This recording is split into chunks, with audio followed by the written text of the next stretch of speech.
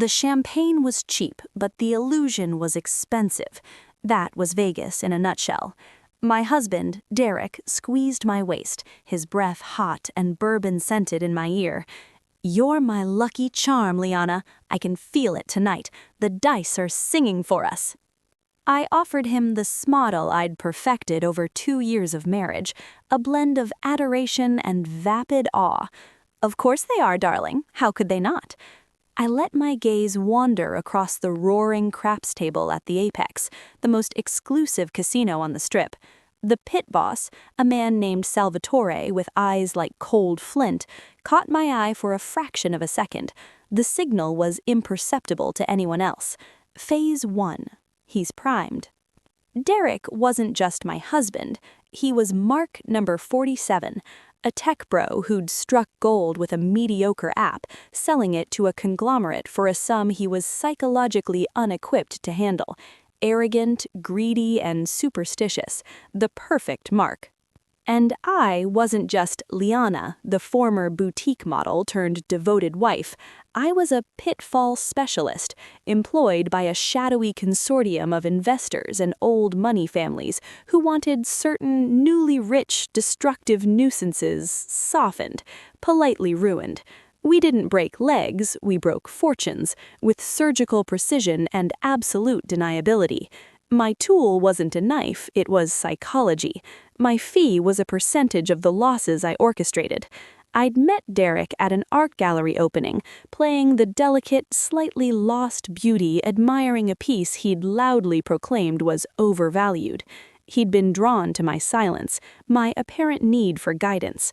I'd married him for access to his finances, his trust, and his ego. "Baby, put this on the pass line," Derek slurred, pushing a stack of purple $5,000 chips toward me. "Your hands are lucky." The other players at the table, a mix of high rollers and tourists, watched with interest. The Lucky Charm wife was part of the show. I'd spent the last 2 nights at this very table, placing small, winning bets at Derek's side, building the myth. I'd whispered nonsense about energy flows and positive aura, and he'd swallowed it whole. His ego had done the rest. He had the Midas touch, and I was simply the beautiful conduit. "To you, anything," I murmured, placing the bet with a flutter of my lashes. The dice flew. A 7. The table erupted. Derek whooped, pulling me into a crushing hug. "See? I told you, we're unstoppable." Salvatore allowed a thin smile. The hook was set. The next phase was the line. Give him a taste of real victory, then let the pendulum swing with brutal, calculated force. Over the next 3 hours, I guided Derek's betting with subtle cues. A touch on his arm to bet big, a hesitant glance to pull back. We rode a wave up to $1.2 million in winnings. His face was flushed with godlike power. He started talking about buying a yacht, a private island. "Let's press our luck, baby," he growled, his eyes glazed. "Let's go for the big one, the high-stakes baccarat pit. I feel it. Tonight's the night." This was the moment, the pivot. The high-stakes baccarat salon was where fortunes were born and buried in the space of a single hand. It was also where Salvatore and his crew had absolute control. "If you feel it, I believe you," I said, my voice breathless with fabricated faith. As we were escorted into the plush, silent tension of the baccarat salon, a man rose from a shadowed corner booth. He was in his 50s, impeccably dressed in a Tom Ford suit that cost more than Derek's car. He had the calm, predatory stillness of a deep ocean creature. Victor Chen, one of my consortium's principals. He was here to witness the harvest. "Mr. Thorne?" Victor said, extending a hand. "I've heard the dice are treating you well tonight. I'm Victor Chen.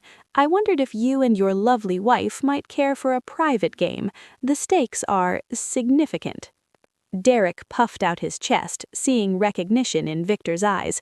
"Significant is my favorite kind of stake, Mr. Chen." We sat. The deck was shuffled by a dealer's hands that moved with machined perfection. The game was simple, bet on player or banker. The math, over time, favored the house. In a short, manipulated session, it could favor anyone we wanted. The first 3 hands, Derek won, $200,000 each. He was vibrating. Victor Chen lost with graceful, amused detachment. Your luck is formidable, sir. The 4th hand, I gave the signal, a slight adjustment of my diamond earring. The microscopic camera in it relayed the message. Derek bet $500,000 on player. The cards were dealt. Player, king, 9, a near-invincible hand in baccarat. Banker, 3, 5. Derek started to stand, a victory roar in his throat. The dealer turned the banker's second card, a 6. Banker total, 9. A tie. Derek froze. What? How? A push, Victor said smoothly. Extraordinary. The odds of that are quite long. It seems the universe wants to keep us playing. The next hand, Derek, furious now, bet $750,000. He lost. Then $1 million, lost. $2 million, lost. The veneer of luck cracked, then shattered. His face drained of color, then flooded with a blotchy, panicked red. He'd not only lost his winnings, he was now $2.3 million into his own liquid assets. "Liana," Derek whispered, grabbing my arm, his grip painfully tight. "Baby, your touch, it's gone cold. What's happening?" I looked at him, and for the first time in 2 years I let the mask slip completely. The adoration evaporated, leaving only a cool, analytical detachment. "The mechanism was always faulty, Derek. You just didn't listen to the gears grinding." He stared at me, comprehension dawning slowly, horribly. You're doing this?" "I'm facilitating a market correction," I said quietly, pulling my arm free. "You were an overvalued asset. We're shorting you." Victor Chen watched, a silent king on his throne. Salvatore stood by the door, a sentinel. Derek stumbled to his feet, pointing a trembling finger at Victor. "You set me up. This is a scam. I'll have the gaming commission down here." "You came here of your own volition," Victor interrupted, his voice still calm. "You placed every bet of your own free will. Your wife merely observed. The cameras will show that. The commission will see a man who got greedy and bet beyond his means. A tragic, common story." Derek turned his wild eyes back at me, the betrayal complete. "Who are you?" I stood, smoothing my dress. "My name is Liana Vale, and you, Derek Thorne, are officially tapped out. The house has called its loan." I reached into my clutch and placed a single black chip on the table in front of him.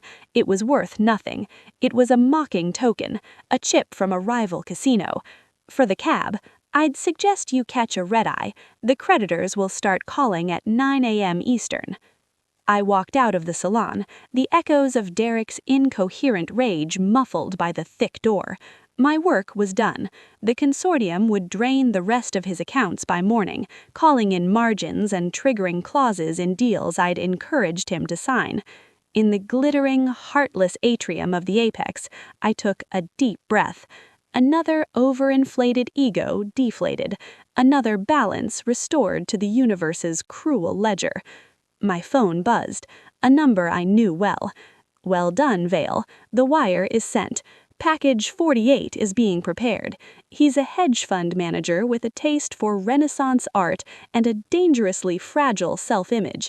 His file is in the cloud. Welcome him to the marriage mart." I deleted the message, a faint, professional smile touching my lips. I was already mentally sketching the persona I'd need to be for the next mark. The Lucky Charm wife was retired. The Black Widow of the Baccarat table was already being born.